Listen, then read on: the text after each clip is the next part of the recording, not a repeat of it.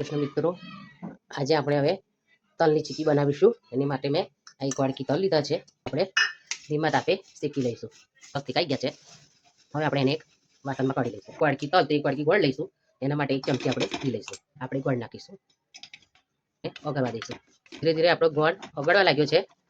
આપણે એનો પાયો થવા દેવાનો છે. એમાં ગોળનો ડ્રોપ મૂકીને ચેક કરી લઈએ પાયો થયો છે કે નથી થયો. તો તમે જોઈ શકો છો, સરસ પાયો તૈયાર થઈ ગયો છે. જો આમ હાથમાં લઈએ તો અવાજ આવે છે, ક્રન્ચી એકદમ. હવે આપણે એમાં તલ એડ કરી દઈશું અને હલાવીશું. હવે આપણે આ તલની ચીકી તૈયાર છે. એને આવી રીતે પ્લાસ્ટિક બેગ લઈશું, પાટલી પર મૂકી એની ઉપર આપણે આ તલનું મિશ્રણ પાથરી દઈશું. આપણે આવી રીતે વાડકી લઈને આવી રીતે એને ફ્લેટ કરી લઈશું ચીકીને. જો વણવા કરતાં વાડકીથી પણ સરસ આપણી ચીકી સ્પ્રેડ થઈ જાય છે. તમે જોઈ શકો છો, સરસ સ્પ્રેડ થઈ ગઈ છે. જો આપણે એને ઠંડી થવા દઈશું. સરસ ઠંડી થઈ ગઈ છે. તમે જોઈ શકો છો કેવું સરસ રીતે પહેલાંથી એના પીસ થાય છે. આપણે પીસના માર્ક કર્યા હતા એટલા માટે. તમે આ રીતે બનાવજો અને ઉત્તરાયણમાં આ ચીકીની મજા માણજો. હેપી ઉત્તરાયણ.